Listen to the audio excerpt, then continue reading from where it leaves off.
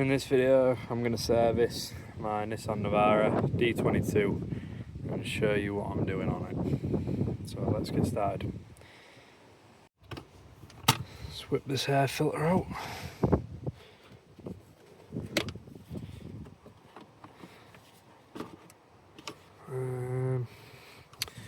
Might be best if we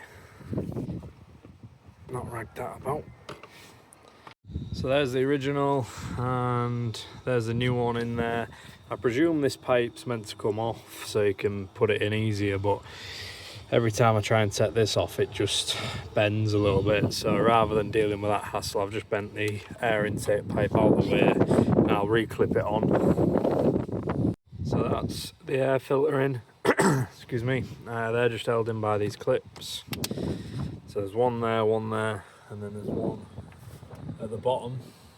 Don't know if you'll see it, but it goes, instead of going like that, it goes back across. So there's the old one. Onto the fuel filter next. So the fuel filter's directly behind the air filter. I'm presuming that we have to take these two off and then it'll unscrew from this metal bracket type thing here. So we'll have a look. So I've just loosened these off the two 12mm socket, two 12mm bolts. See what comes off. So once they're off, this full thing comes loose, and if they hadn't done it too tight, you'd probably be able to wind that back off, but they've done it way too tight, so I'm gonna have to take this full assembly thing off, get it in a vise or on the floor or something, and then just get some big pliers or something and turn it. We'll have a look. So I'll undo these and we'll see if we can get it off. So I've got the fuel filter off. On the bottom there's a drain. If you can see in there, I don't know how well the camera's picking up, but it's absolutely grafted in there. And that says 2011 on it. Now whether that's 2011 when it was made and it was fitted in 2011, I don't know, but well, you can see in there, but it is pretty grafted. Right, that's ridiculously tight on there. So the way that I've done it is I've flipped it upside down. I'm using that as a bit of a vise, and I've just got these big red grips. I've just spun it off. So let's see if I can show you that one-handed. I could do it with a tripod like that. And I'll flip it back upside down, take it off. What do we reckon then, guys? Changed last year or what? You see the paper element in it there. It's absolutely black, I think. I think it's paper in there, innit? But all this rust around there, nah, no chance. No chance that was changed last year, I don't think. And then you've got this drain as well, which I will give a good clean off with some brake cleaner. There is also, on these fuel filters, a very easy to miss seal on the bottom, which you could forget to replace. So that's a new one that just goes on the bottom here.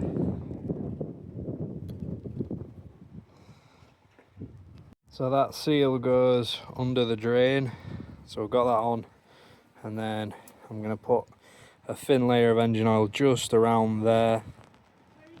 So just dip the finger in there. Got that on there. It's literally just a sliver of it. The way you put these on is you tighten it until that gasket touches there, and then it's a 3/4 of a turn. That's it. Literally hand tight. Don't have to use them grips or anything. So once the gasket touches, the Bosch signs at 12 o'clock.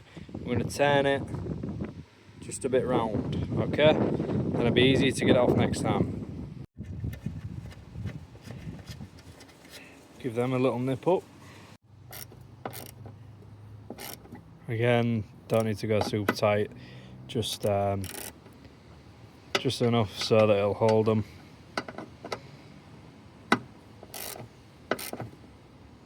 Oil filter, driver's side, and the engine just down there. Look, they even give a little tray, which is awesome, to catch any oil that leaks out when you change the oil filter. That's awesome. That's only on old cars, that, innit? When engineers actually give a fuck. Couple of extensions, make the job easy for yourself, innit? Trying to do it one-handed, not easy like. It's a 24mm for that.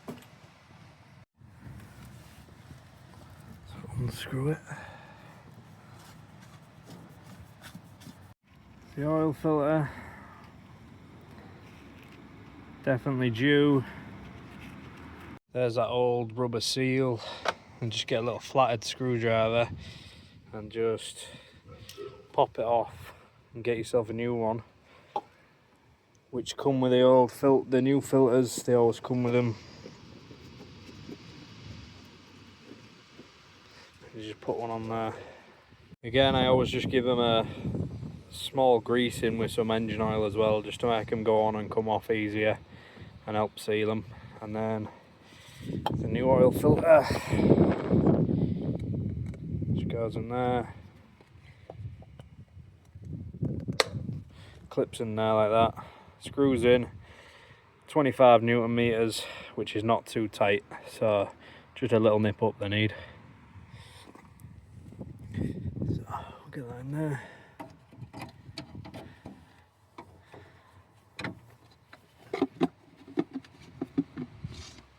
Guard them in with your hand first. So I'll give that a tighten up a little bit. That's all the filters done now. There's no cabin filter on a D22. I'm just going to give everything a bit of a clean off with brake cleaner. I've checked, I put a new radiator on it and replaced the coolant when I was doing it, so that doesn't need doing. I've checked everything else of there. I've had the car jacked up, I found a few bits that need doing. Offside front wheel, the brakes are binding on that, so I'll maybe do another video on that, but we'll go under it and drop the oil. Before we do that, we want the engine a little bit warm. We want cap off so we get a better flow out, so we don't create a vacuum, and dipstick up as well.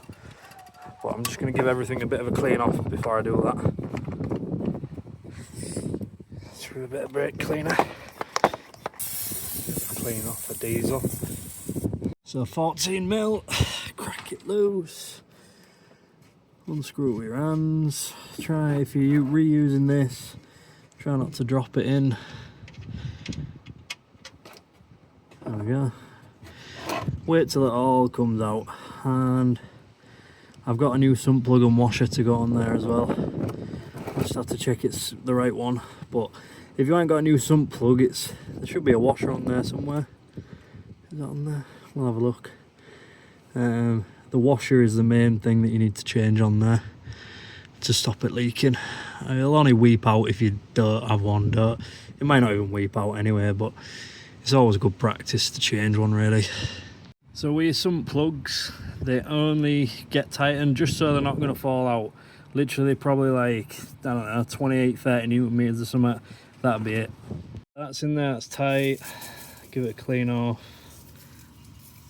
So it's 4.3 litres for the four-wheel drive, and I think it's 5.6 litres for the two-wheel drive. So this one's four-wheel drive.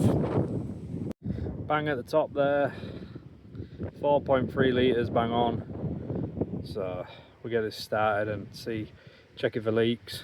Before you start it, if you've opened up the fuel system, you're going to have to prime it so that the system don't get airlocked. You just do that by giving that a good pump, and the fuel will start getting dragged around, and that'll go quite stiff once it's primed.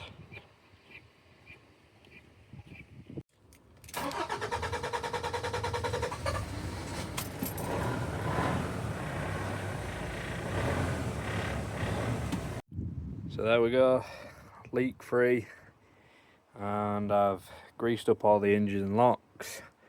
I give it a good run, got it warm, checked for leaks underneath as well, so we're all good to go. Cheers for watching, guys. See you on the next one.